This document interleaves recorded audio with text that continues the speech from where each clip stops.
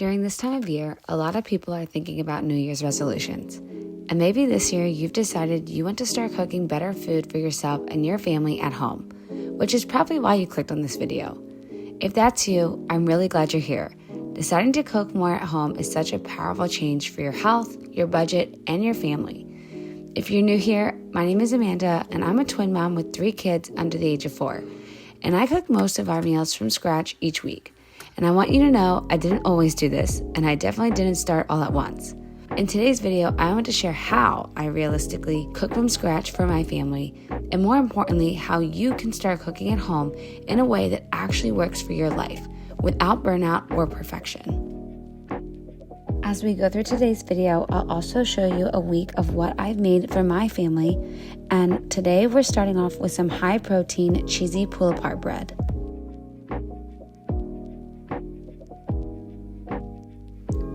Cooking from scratch can feel really intimidating at first. If you're anything like me, you might have an all or nothing mindset, where you feel like you gotta get rid of everything processed, stop buying anything pre-made, and suddenly make everything from scratch. And while that might work for some people, for most of us, that approach just leads to overwhelm and eventually you'll quit. Just like you wouldn't run a marathon without training, you can't expect yourself to completely change the way you cook overnight. Cooking from scratch takes time, practice, and repetition. It requires small shifts in your routines, a plan that works for your current season of life, and a few foundational skills that make cooking feel more natural over time. I used to be a working mom, and now I'm a stay-at-home mom, but in both seasons, I've had to learn how to make cooking at home fit my current situation. So here are a few practical tips to help you start cooking more at home and will change the way you prep food forever. My first tip is to simplify your meals. One of the easiest ways I was able to switch to home-cooked meals was by simplifying the food I was making. This is especially helpful when you're trying to incorporate more whole foods into your diet. The way I like to do this is by sticking to a few guidelines for creating a meal. First thing is pick a protein source. I like to use chicken breast, lean ground beef, steak, or shrimp. Then I'll pair that with some type of seasonal green veggie. And I'll complete the meal by serving it with some type of carb. I like to do rice, homemade bread, or some version of potatoes. There's a lot of options here, but those are my go-tos. To create variation in the meals, I like to mix up my spices and seasonings and use different sauces for dipping.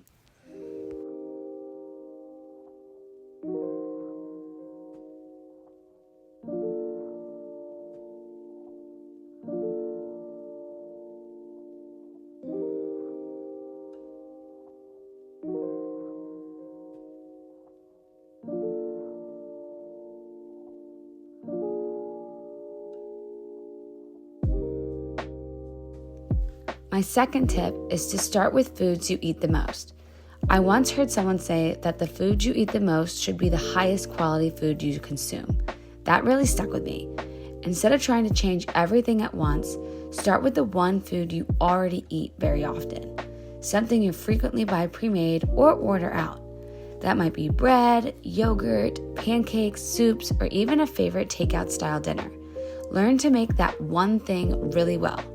Make it enough times that it becomes second nature, until you don't need a recipe anymore. Once that feels easy, move on to the next frequently eaten food in your home. This slow layering approach is how cooking from scratch becomes normal and not overwhelming.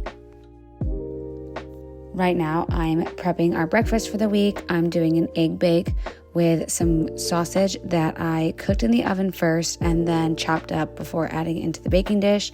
I'll also be making a French toast bake, which I'll show you later.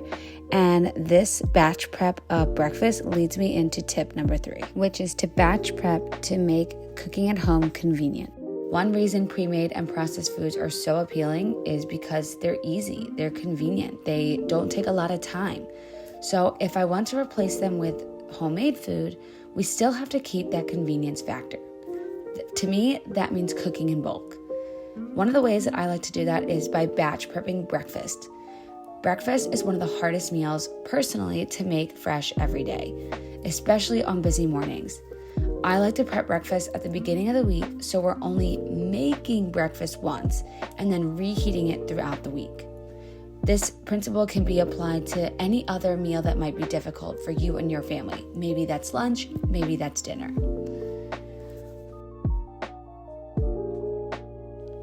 To make this French toast bake, I am using an Italian Christmas bread that we were gifted, and I'm just repurposing it into a breakfast casserole. I'm going to add about 2 cups to 3 cups of milk, as well as about 4 to 5 eggs, and giving that a mix before drizzling it over the bread. Another way that I like to batch prep is by making double recipes that can be turned into freezer meals. So to avoid ordering takeout on busy nights, I keep my freezer stocked. When I make meals that freeze well, I double the recipe and then freeze the extras. Some of my favorites include chili, soups, meatballs, pulled pork, hamburgers, and extra homemade buns or bread. I also like to batch prep some homemade snacks. I love having homemade snacks ready for myself and my kids. I'll batch prep things like oat muffins, granola, pancakes, waffles, or crackers. Anything we don't eat right away goes in the freezer and can be reheated so quickly.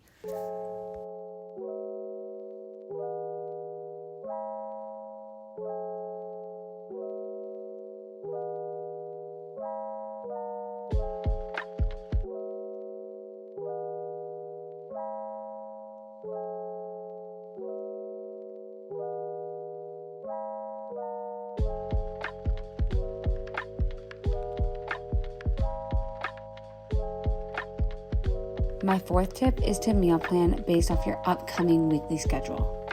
Meal planning doesn't just mean choosing meals you like and just picking a random day to make them.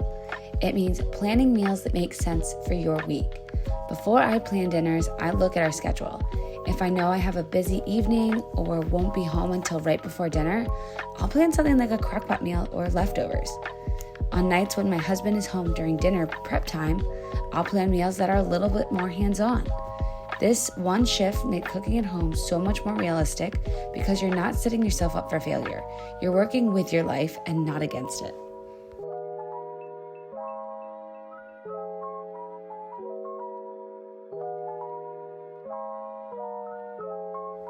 For this cucumber salad, I'm chopping up a cherry tomato medley with 2 large cucumbers that I've seeded and chopping up a red onion finely, and then adding some lemon juice, parsley, and salt and pepper.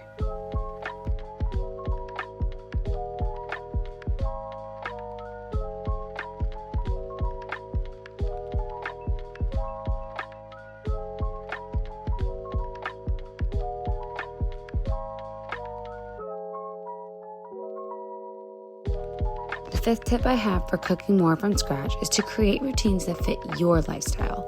All these ideas are helpful, but only if they actually fit the way that you live. If a routine feels stressful or unrealistic, it won't last. Sustainable cooking habits are built by choosing systems that support your energy, schedule, and season of life. Here are some small routines you may consider. Baking bread on the same day every week, prepping veggies and fruits after grocery shopping, designate a pantry restock day every week or month, meal prep your breakfast the same day every week, or go grocery shopping the same day every week to ensure you always have what you need at home. No matter what routines you pick, if you're someone with young children, remember to include them. As someone who had 3 toddlers in the kitchen, I can assure you that it is possible. It may take a little longer, but it was so helpful for me to incorporate them into what I was doing rather than trying to wait for a nap time to get everything done. Plus, this creates an amazing teaching opportunity, and hopefully they'll be able to truly help you as they get older.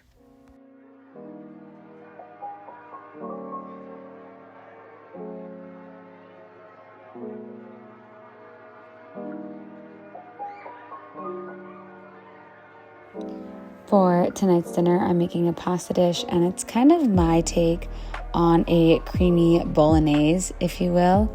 I will leave my measurements in the description box.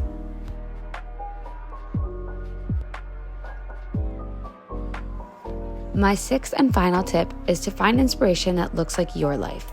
It's so helpful to find inspiration, but it's important to find inspiration that actually feels achievable. With all the content that's out there, it can be difficult if you're constantly comparing yourself to what other people are doing.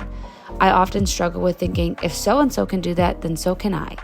This can be a little dangerous of a thought process on your mental health because their life is not your life. No one is in the same circumstances that you are, and you may not have the time to cook like someone else. So instead, look for cookbooks or creators who cook food that you want to eat and in a way that aligns with your lifestyle. Someone who's in a similar season of life, or at least cooking in a way that feels realistic for you. You don't need to do things the right way. You just need to do them in a way that works.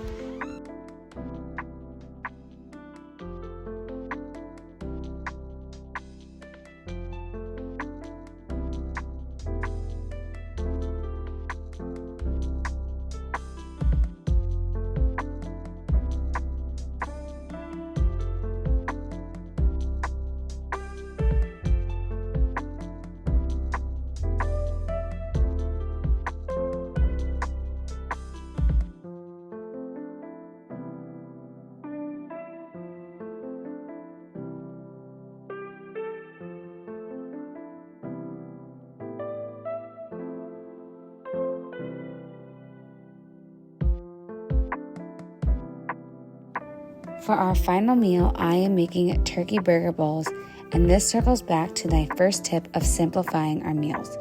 When I've had a busy day or I'm just not sure what to make, I fall back on those simple guidelines of giving myself a good protein source, good veggies, and a nice carb to satiate us throughout the rest of the night.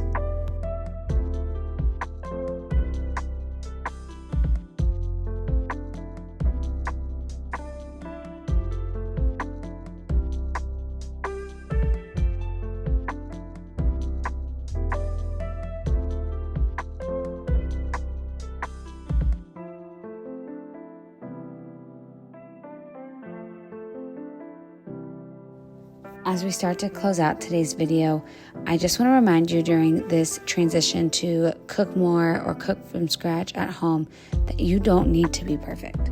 There will be days you order takeout. There will be weeks you don't want to make fresh bread or cook anything from scratch, and that's okay. What matters is you've started. Small, consistent changes over time lead to big transformations. One day you'll look back and think, I can't believe I didn't know how to make this before. With enough repetition, you'll start cooking without recipes. Not because you're a professional, but because you've practiced enough times to trust yourself. And if you're on this journey, I hope this video encourages you. And if you want more realistic, from scratch cooking inspiration, I'd love to have you here.